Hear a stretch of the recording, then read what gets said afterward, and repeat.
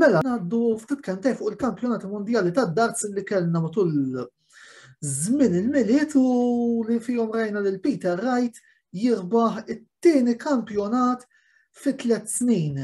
Achievement kbir għal bniedem illi sa 6 snin lu dejjem kien jasal viċin ma dejjem jew kien isib il-Van Gerwen qudiemu jew lil Phil Taylor u dejjem kien jispiċċa ifalli l-finali. Biss jekk irridu nitkellmu fuq dawn il-kampjonati, jiena fil-fema tiegħi Wright kont qed impoġġih numru 3 fil-lista tal-favoriti illi jirbaħ dan it-turnament. Fil-fatt qablu kont qed impoġġi lil Price u lil Van Gerwen, biss anke matul dak kollu li rajna fit-turnament naħseb illi Wright wera għalfejn bħalissa huwa numru 2 fid-dinja. Żamm il-kelma illi għamel fis-sajf fejn qalilna jien se nirbaħ il-match play u se nirbaħ il-kampjonati mondjali illi fil-fatt hekk għamel. Rebaħ il-match play f'Lulju u nhar it-tnejn sar ċampjon tad-dinja. U il-wirjiet illi għamel mod speċjali qed tiġin quddiem għajnejja l-logħba kontra Damon Heta fit-tielet round fejn Heta ħa vantaġġ iżda Wright elbu wara li biddel xi darts. Ukoll qed tiġini frasi l-logħba kontra Gary Anderson li ħanejdu hekk snakebite għamel logħba kbira u mbagħad meta ġejna l-aħħar parti tal-finali fejn wara finali bilanċjata Wright tat-terbo u rebaħ il-logħbit li kellu bżonn biex appuntu jala il-finali favorih. Issa, meta tiġi għal-rankings ukoll naraw li Peter Wright jinsab verament ftit il-bot milli jieħu numru 1 f'idejh. Il-fatt li rebaħ żewġ kampjonati mondjali fi 3 snin għenitu, il-fatt li baqa' konsistenti għenitu, jalla issa il-Covid ma tkomplix turi snina biex għalmenu naraw li l-snakebite ikun jista' jgawdu l-unur li jiġi msejjaħ ta' champion tad-dinja ukoll qudiem il-partitarji numerużi tiegħu illi ninsab ċert illi wkoll jieħdu pjaċir jaraw il-karattru kulurit illi għandu dan il-plejer ta' 51 sena.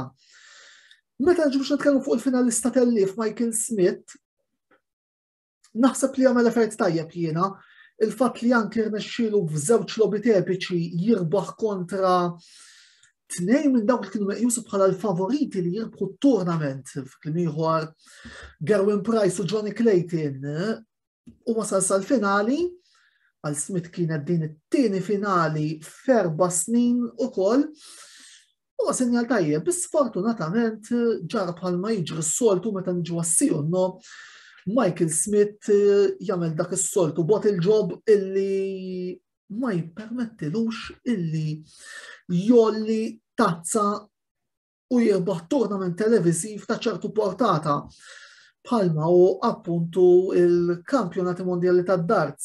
Jekk fil-futur forsi jirranġa dawk id-doubles kif fil-fatt ukoll għallu Wright fil-tmiem il-logħba nemmen li sa fl-aħħar nistgħu naraw il-Michael Smith jirbaħ dak l-onur illi il-lob tiegħu u il-karriera sissa tiegħu jistgħu jiġġustifikaw biss għalissa fejn jidħlu unuri maġġuri Smith ikollu jkuntenta bit-tieni post biex xorta waħda mhuwiex xi turnament li Bully Boy jista' joħroġ iddiżappuntat minnu, anzi dan huwa turnament li Michael Smith jista' jieħu ħafna pożittivi minnu u ninsab konsapevoli li fil-sena li ġejja se naraw Michael Smith illi mhux biss jistilet għall-unuri iżda wkoll fl-aħħar b'xi mod jirbaħ unur televiżiv maġġuri.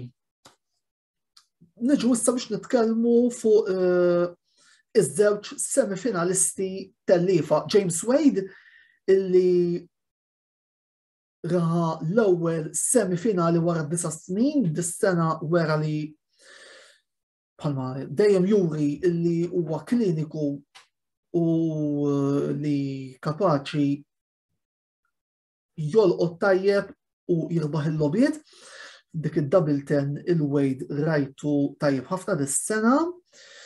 U ta' min jirrimarka wkoll il-fatt li Wade huwa plejer konsistenti minn ma jagħmellek dart spettakolari għaliex fil-fatt sas-semifinali hu kellu average ta' madwar 88. Jiġifieri da huwa plejer li se jolqotlok, mhux se jolqotlok il-180 bħalma jagħmlu Ivar Michael Smith, Gary Anderson, Peter Wright, Van Gerwen. Iżda kapaċi jolqotlok id-darts biżżejjed illi javvanza bħalma avvanza rebaħ UK Open din is-sena, tournament pożittiv ħafna għal James Wade. Bħalma kien tournament pożittiv ukoll għal Gary Anderson minkejja kollox, jiena din is-sena ma naħsibx li għandel fejn kun iddiżappuntat la bil-wirja ta' Gary Anderson u laqqas bil-wirja tal-plejer l-oħra li nżommihom jien Rob Cross se naqgħadhom it-tnejn f'daqqa. Illa għaliex naħseb li kellhom tournament tajjeb ħafna. Gary bħas-soltu għamal l-okkażjoni fejn is-soltu forsi jkun daqshekk kwiet fil-kampjonati mondjali dejjem narawh hemmhekk di fil-fatt kienet jekk minn ser żbaljat is-sitt semifinali fit 8 snin, jiġifieri huwa riżultat eċċellenti għal Flying Scotsman fil-fema tiegħi. Ġifieri ikompli juri għalfejn huwa l-plejer kbir li hu, għalkemm forsi fi ma narawx f'ċertu tournaments jibrilla, biss dejjem kien solidu, dejjem kien deċiżiv, dejjem tefa' darts tajbin u nistgħu ngħidu hekk semifinali oħra li għandu għalfejn jkun kuntent biha Gary. Min-naħa l-oħra Rob Cross kien qed jilgħab tajjeb ħafna matul dan it-tournament, sew kontra Van Barneveld, sew kontra bħalissa mhux qed tiġini l-frasi Daryl Gurney li kontra ġie fit-tielet round. Kontra Gary Anderson ngħidu hekk sab l-Iskoċċiż li kien aħjar minnu, biss iċ-champion tal-Ewropa għalija jkolli intih vot għal dan it-tournament intih vot 7, jiġifieri kellu tournament tajjeb ħafna. Dan it-tournament ra wkoll il-konferma illi hemm ċertu players illi huma ta' potenzjal u kapaċi joffru għal-futur. Luke Humphries, per eżempju, illi spiċċa fit-tieni kwarti tal-finali tiegħu ftit żmien ukoll. U mbagħad hemm Callum Ridz illi wkoll kellu kampjonat tajjeb iżda fejn jidħol Ridz issa rridu naraw iżjed il-qudiem kemm dan it-tifel kapaċi jkompli jiżviluppa. Kellu tournament tajjeb ħafna ma rridx illi jkun hemm ħafna hype dak it-tip li jkun just a one-off. U laqgħet nitkellem fuq hype. Ma nistax ma nerġax nitkellem fuq Fallon Sherrock illi jiena fil-fema tiegħi qed ħafna fass u ħafna hype għal xejn. Orret mhux qed ngħid li hija plejer ħażin għax plejer tajba, imma il-medja qed qajjem ħafna hype fuqha illi naħseb tajjeb illi nevitaw u minix qed ngħid hekk sempliċement għax mara hi plejer tajjeb, imma isma' ejja naraw sa fejn tista' tiżviluppa fil-fatt dis-sena fl-ewwel big match li kellha ma' Steve Beaton rebħilha bla kliem u bla sliem u bosta Sky għadu jtambru fuq, orret kella Grand Slam tajjeb ukoll din is-sena, ma ejja nikkalmaw naqra fuq l-entużjażmu fuq Sherrock anki di li ma ġarax bħal ma ġara s-soltu l-Premier League. L-10 tal-Premier League ma ħarġux wara l-finali u ma qed jgħidu li minħabba restrizzjonijiet tal-Covid imma hija ovvja. Daqskemm huwa ovvju illi is-sema wablu illi qegħdin jistennew biex jaraw il-Q School kif se tgħaddi ħalli jekk Sherrock tgħaddi itu għall-post jekk ma tgħaddix jaraw se jivvintaw biex jidaħluha. Orrejt vera money talks, imma nerġa' ntenni qed ħafna fass għal xejn fuq din il-persuna u mhux qed nibża li qed għax imara, ma ifhimni. Mhux qed ngħid li plejer ħażina, nerġa' ngħid, għax jekk kif anke ktibt f'post milux, jekk tagħmel biżżejjed biex tiġġustifika post fil-Premier League, iva tijula xerik, l-ewwel wieħed jien, imma mhux għalissa. Fil-fema tiegħi hemm diversi players li huma aħjar minnha ma nisperaw li mhix ġejja xi milli nista' nifhem Sky qed jinsistu u qed jinsistu b'saħħa fuq xerik. Imma biex nagħlaq dil-parentesi u nerġa' lura l-kampjonati mondjali. Ħalli forsi nagħlqu ukoll l-aħħar argumenti li għandna. Kien hemm ukoll argument kontroversjali li qajjem Gerwin Price illi il-partitari bdew jibbujaw bla-doċ u anki issuġġerixxa illi l-World Championships imur jiċċaqilqu mill-Londra. No. Dawk huma hemmhekk u dawk il-kampjonati mondjali huma ta' Londra. Ok, forsi vera li kien hemm ċertu ibbujar żejjed lejn il-players li ma kinux Ingliżi, imma fimni is-sena għamet dil-kontroversja s-sar ma vera jinsegwu d-dajt 5 snin. Ikun hemm players li jiġu bujati imma qatt ma naf laqmet dil-kontroversja li qajjem Price dis-sena, forsi qed jagħmel hekk għax dis-sena ma rebaħx u qabżitlu kull fejn mur jiġibu jagħti ma dak sforzu kol il-karattru kiesaħ illi għandu dan il-plejer li mhux tab xejn u msejjaħ The Iceman jew kif insejjaħlu jien bil-Malti il-Friża ta' Wales. Laqgħet insemmi l-Price nixtieq insemmi xi ħaġa ħadd pjaċir nara matul dawn il-kampjonati. Kellna 3 nine-darters darba. Wieħed ta' William Borland, wieħed ta' l-istess Price, u kellna ieħor ta' Labanauskas illi jinqala fl-ewwel round. Huwa sinjal illi anki hemm il-livell fil-players li qed jieħdu semmu jilagħbu f'dawn il-kampjonati. Plejer ieħor li qed insemmi illi wkoll darba kellu appoġġ għalkemm mhuwiex Ingliż, Gerwin Price take note.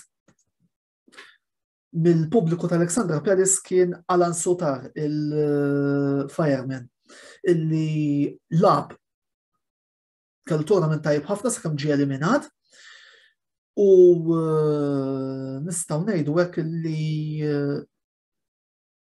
l-Iskozja għandhom diversi players ta' kalibru u apparti Gary Anderson, Peter Wright u John Henderson, Sotar wera anki f'dawn il-kampjonat mondjali li jistgħu wkoll javvanza f'dan l-isport jekk dejjem jibqa' jkun konsistenti fuq il-palk.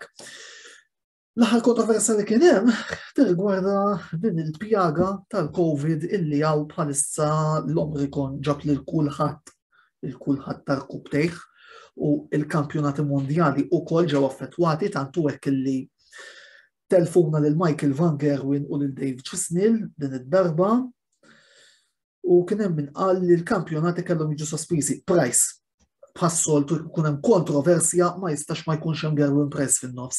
Jiena naħseb il-PDC għamlet sew li baqgħet sejra għaliex wara kollox il-ħajja trid tkompli. Ovvjament kien hemm riskju li l-kampjonati jiġu sospiżi, kien hemm riskju li anki il-finali jista' jinqala xi każ li fil-finali ikun xi wieħed minnhom li jinqabad, imma sfortunatament ma sarx il-każ. Fejn kritikajt il-PDC fuq il-kustjoni Premier League hawnhekk nixtieq ngħid proset lill-PDC għal mod impeccabbli kif organizzaw kampjonat ieħor minkejja d-diffikultajiet u l-intoppi li qajmet il-COVID fil-fost il-5 li kellna 3 erba' Olandiżi, Van Gerwen, Van der Voort, Van Barneveld illi ħass wkoll wara l-logħba kontra Rob Cross u Van der Voort u wkoll Chisnell li kellu wkoll jirtira mill-logħba tiegħu tar-raba round. Qed nistess baljat. Kumment taħari fuq Raymond Van Barneveld kellu turnament tajjeb, ovvjament u bazzab lil Cross ma kienx 100% ma l-ftit li lab nista' ngħidu hekk illi naħseb kien turnament sodisfaċenti għalkemm qed nitkellmu fuq plejer li s-swarmaj f'imniqiegħed jekk nisser żbaljat ma' il-58 fil-ranking, ovvjament għadu kemm ritorna lura mill-irtirar, nistennew u naraw Barney x'ser jagħmel fil-kumplament issa fil-istaġun ġdid tad-darts. Kumment finali fuq it-tournament, player of the tournament fil-fema tiegħi anki jekk kemm il-darba tilla fil-qalet u l-ġbejna fl-aħħar, xorta nħosslan ikoll inti Michael Smith jiena, għaliex jekk hemm il-darba wasalt sal-finali u kif wasalt sal-finali billi eliminajt tnejn mill-favoriti xi ħaġa tajba għamilt. Bully boy, jiġifieri naħseb illi Michael Smith għalija huwa l-plejer tat-tournament tal-kemm ovvjament irridu mbaxxu rasna quddiem l-evidenza u nagħtu wkoll il-mertu lil Peter Wright tas-suċċess miksub. Id-delużjoni tat-tournament Glenn Darrent tal-darbohra stennejtu li se javvanza ma Darrent wara li ħaditu l-Covid is-sena li għaddiet mar lura u Marco Prax. Jiġifieri s-sorpriża tat-tournament ikolli nistqar illi sa ċertu punt hija l-eliminazzjoni ta' Price u Clayton u se nispjega għaliex jiena fil-pronostiku tiegħi ta' qabel ma beda t-tournament kont qed imbassar finali bejn plejer minn Wales u Van Gerwen addirittura, kont qed naħseb li Van Gerwen ħajaqla lil Wright fis-semifinali. Għal-mod kif kienu sejrin il-plejers ta' Wales, kienet sorpriża li ma rajt l-ebda minnhom fil-finali, ħanajdu hekk. Biss mbagħad ikridu ngħidu sorpriża oħra b'mod pożittiv, fil-fema tiegħi naħseb li kienet James Wade illi ma irnexxilux anzi irnexxilu minna sa mal-ewwel erba' biss minkejja l-fatt li m'għamilx leverages illi ħafna huwa mistenni minnhom matul dan l-kampjonati fil-fatt ġeneralment fid-darts żal-aħħar biex tirbaħ u tirbaħ tajjeb irid ikollok average ta' 98, 99, 100 jew iżjed. Wade irnexxielu jagħmilha b'average kif qed ngħidu sas-semifinali ta' 88 illi jekk imbagħad tara l-average li ħa fis-semifinali ma telax iżgħet minn 91 illi huwa xi ħaġa nistgħu ngħidu hekk tajba. Minn dan il-plejer espert magħruf ukoll bħala The Machine. Għalissa naħseb li ser nieqaf hawnhekk dakku li kull ma xkelli xi ngħid fuq il-William Hill World Darts Championship.